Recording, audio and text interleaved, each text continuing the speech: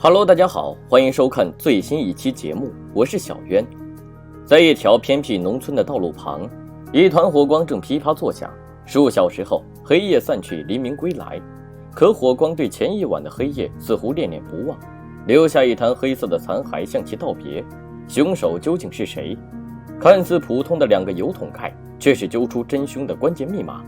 破案过程非常精彩，制作不易。希望大家看完后长按点赞键支持一下。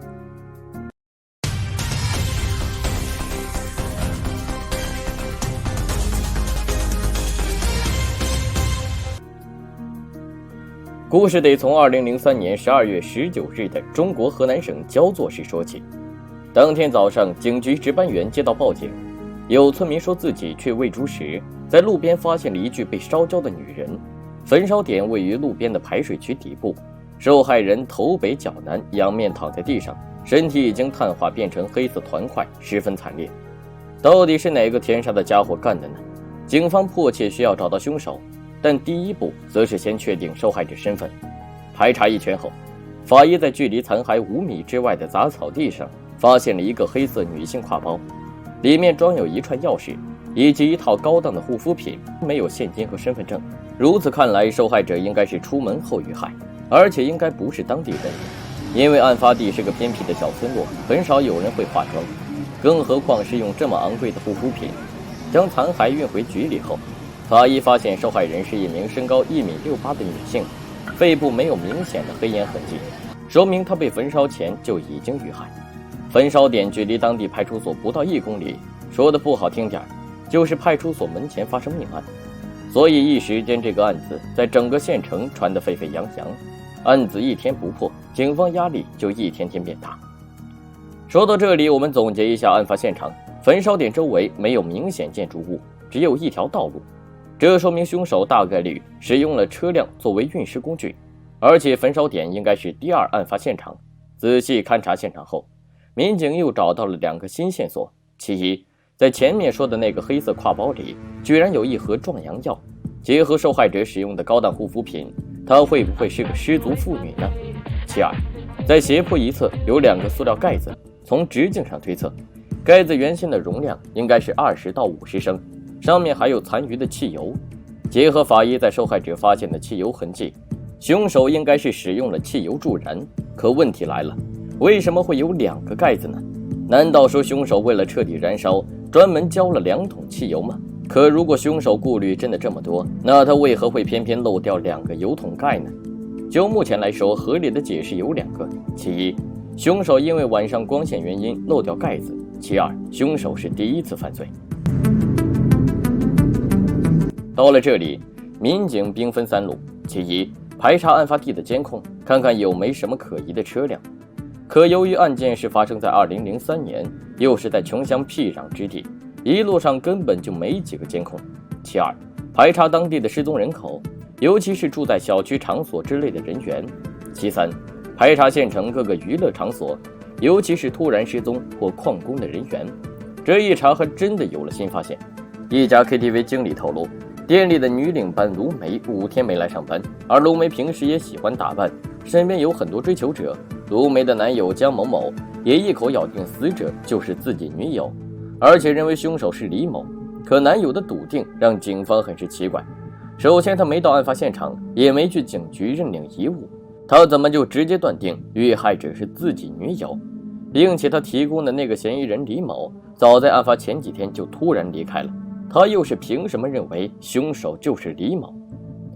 对此，江某某解释说，之前自己一直和女友相处得很好，但后来李某一出现后，就疯狂追求自己女友，但每次都被拒绝。所以凶手会不会是求爱不成的李某呢？周围人表示，这几乎是不可能的事情。首先，那个说李某是凶手的男人已经是卢梅的前男友，案发时卢梅的男友是李某，而且当时2人都已经准备结婚了。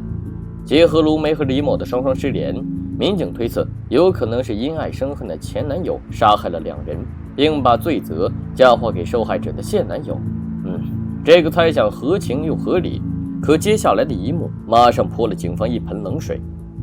几天后，卢梅致电父母，说自己和李某私奔了，这说明卢梅前男友在撒谎。可他为何要撒谎呢？在接受问询中，卢梅表示自己在外打拼多年，希望能找个男人依靠，可没想前男友就是个古惑仔，根本没有男人应有的担当。分手后，由于害怕前男友会找自己麻烦，便和李某商议偷偷私奔，但后来迫于压力回到焦作。到了这里，调查又回到了原地。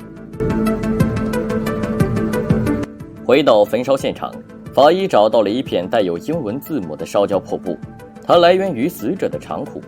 既然死者用的护肤品都很高档，那裤子自然不会差到哪里去。顺着这行疑似是品牌名的英文，警方来到当地的服装城，费了好大一番功夫，他们找到了批发商。更加幸运的是，这个牌子的裤子由于价格昂贵和刚上市的原因，只在焦作市和孟州市2个地方销售，这就为商品追踪提供了可能。民警将排查重点放在了孟州，一个距离案发现场80公里的地方。几番周转后，警方找到了一个名为刘艳丽的32岁女人，她在一个火锅店工作。在其家中问询时，丈夫张正芳表示妻子7天前去了外地，而7天前正是12月18号。听到警方说自己妻子已经遇害，张正芳表现得非常震惊，他完全不敢相信。问询时，其中一个警员抽出空隙，偷偷把在案发地发现的那串钥匙插入门锁，结果发现这把钥匙正是刘艳丽家中的钥匙，受害人身份确定了，接下来就是要找出凶手。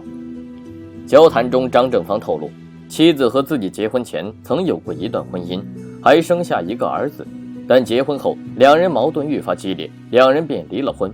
为了彻底摆脱前夫，妻子甚至把孩子的抚养权让给前夫，可不料前夫因为好赌欠下很多赌债，离婚后3番2次找妻子麻烦，还以儿子的名义要钱，钱一到手就投向赌场。审讯室里，前夫说自己最近没有联系上前妻，可通话记录却显示案发前一天他曾致电刘艳丽。前夫的谎言让警方闻到了一丝阴谋味，他究竟在隐瞒着什么呢？警方本以为找到破案苗头，结果又被泼了盆冷水。因为同事反映，案发当晚前夫躲在宿舍吸食违禁品，不可能有作案机会。在心理攻势下，前夫改口承认自己案发前的确致电前妻，目的是想借点钱买违禁药，但话还没说完就被前妻挂断电话。至于案发那晚前妻到底有没有来过焦作，他也不知道。最有嫌疑人的都不可能作案，那凶手是谁呢？背后这个凶手到底是死者的哪个熟人呢？案件调查再次陷入了僵局。回到局里，民警将刘艳丽的物品摆在一起，有个问题，为什么死者的挎包里会有一盒壮阳药呢？走访时，周围人纷纷表示，刘艳丽此前和多个男人保持着暧昧关系。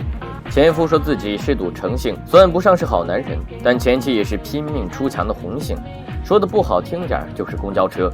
他的死肯定和男女之事有关。为了找出真相，民警把与刘艳丽有过密切关系的男人查了个遍，但这些人都没有作案机会。几天后，受害人的父母来到警局，询问警方破案进展。交谈中，他们透露，原本24小时就可以报警，但女婿非说自己女儿也许临时有事出去，一直拖到7天后才报的警。说起这位女婿，娘家人似乎也有点怨言。小两口当时是通过媒人认识的，结婚后一起开了家饭店，结果因为经营不善，赔得血本无归。女婿因此变得日渐消沉，靠开车偶尔帮人拉货谋生，日子过得是十分清贫。两人也因此经常发生争吵，就如俗话说的贫贱夫妻百事哀。而也是从那个时候开始，妻子便经常出远门，直到这时，警方才把怀疑的苗头转向丈夫。那案发那天晚上，丈夫张正芳究竟在做什么呢？他的外甥表示，当晚自己在舅舅家喝酒，舅舅喝醉后很早就上床睡着了，自己当晚也是睡在舅舅家，没看到他有外出，所以舅舅不可能有作案机会。话是这么说，但两人的亲属关系让警方还是保留怀疑。而且当晚外甥因为醉酒入睡，对屋内外动静的描述也不是100%准确。这时外甥又提到了一个细节，案发当晚他的车没油了，而焚烧点距离舅舅家足足有80多公里，舅舅更不可能作案。自己是第2天才去加的油，而加油站的工作人员也证实了这点。那如此说来的话，丈夫就肯定不是凶手吗？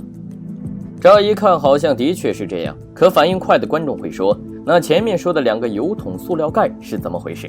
没错，案件的压轴证据就是这2个带有汽油味的盖子。再进一步思考，为什么会有2个盖子呢？换句话说，就是凶手为什么要带2桶汽油在车上呢？如果说1桶用来焚尸，那另外1桶呢？民警越想越觉得背后发凉。到了这里，警方的调查有了2个新方向，其一就是搜查张正芳家中是否残留有作案痕迹，其二证明丈夫的行踪和汽油有关。第一点最直接有效，因为对于文化程度一般的丈夫，他不可能会通过化学手段完全抹除痕迹。果然，在盘查住所时，民警就发现了奇怪的地方。住所的客厅和卧室物品摆设的都非常凌乱，唯独那个3平方的入户花园打扫得非常干净整洁。法医试探性喷了喷发光胺，可都没有反应，这说明这里没有血迹。但回想到死者的机械性窒息，发光胺没反应也是意料之中的事。可接下来抽屉里的一张加油站收据就不同了，它既在警方意料之中，又在意料之外，因为上面的出票时间就在案发时的12月18日。更加巧合的是，这个加油站的位置就在死者住所和焚烧点2地的必经之路上，这说明张正芳外甥的确没有撒谎，只是张正芳太过狡猾。加油站工作人员回忆，当时张正芳并没有直接把车开到里面加油，而是拿着2个油桶过来加油。铁证面前，张正芳终于承认了罪行。